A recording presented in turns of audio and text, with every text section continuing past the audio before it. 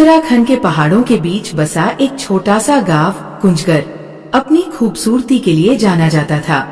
लेकिन गांव में एक ऐसा कोना था जहां लोग जाने से डरते थे। वह जगह थी काली कोठी। ये कोठी वर्षों से वीरान पड़ी थी। गांव वालों का कहना था कि कोठी शापित है और वहां जाने वाले कभी वापस नहीं आते। गांव के बुजुर्ग बताते थे कि ये कोठी कभी ठाकुर वीरेंद्र सिंह की थी। ठाकुर साहब ने इसे अपनी पत्नी के लिए बनवाया था। लेकिन एक रात कोठी में आग लग गई और ठाकुर साहब की पत्नी रंजना की जलकर मौत हो गई। तब से लोगों का मानना था कि रंजना की आत्मा अब भी कोठी में भटकती है। वर्तमान समय में गांव के 4 दोस्त अजय, मोहन, रीना और पायल इस भूतिया कहानी को अफवाह मानते थे। वे इस रहस्य का पर्दाफाश करने के लिए काली कोठी में जाने का निर्णय करते हैं। उनकी योजना थी कि वे रात भर कोठी में रहकर सच्चाई का पता लगाएंगे। शाम ढलते ही चारों दोस्त कोठी पहुँचे। कोठी की हालत खंडहर जैसी थी।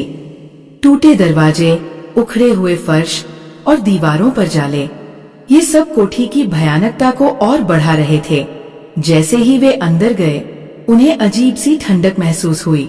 रीना ने कहा, यहाँ कुछ अजीब सा है।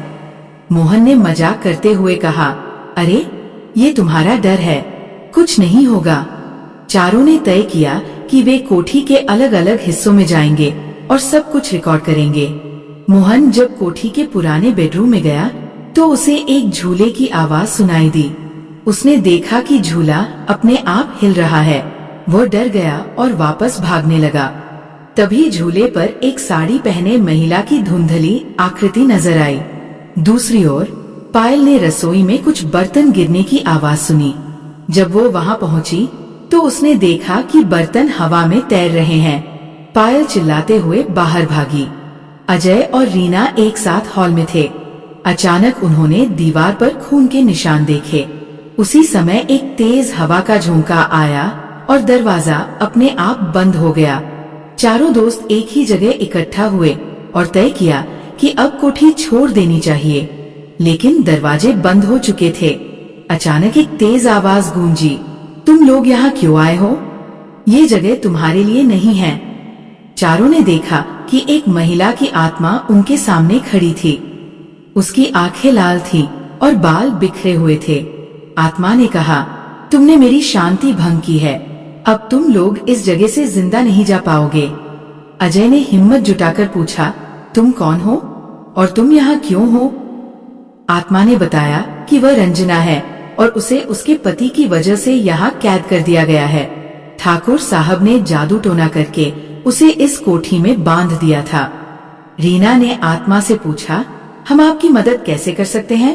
रंजना ने कहा, मुझे मुक्ति चाहिए। कोठी के तहखाने में एक ताबीज रखा है, उसे नष्ट कर दो। चारों ने अपनी जान जोखिम में डालकर तहखाने में जाने का फैसला किया।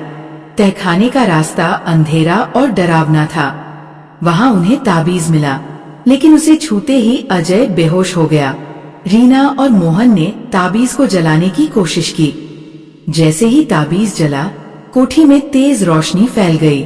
रंजना की आत्मा ने धन्यवाद कहा और हवा में विलीन हो गई। दरवाजे अपने आप खुल गए और चारों दोस्त कोठी से बाहर निकल आए।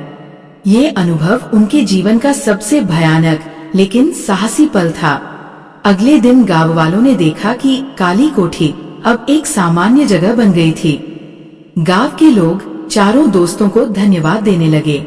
ये घटना बताती है कि डर और साहस के बीच बस एक कदम का फर्क होता है।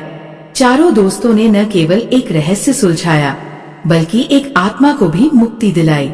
निष्कर्ष, ये कहानी हमें सिखाती है कि हर रहस्य को सुलझाने के लिए हिम्मत की जरूरत होती है। चाहे डर कितना भी बड़ा क्यों न हो, सच्चाई का सामना करने से हर समस्या का समाधान संभव है।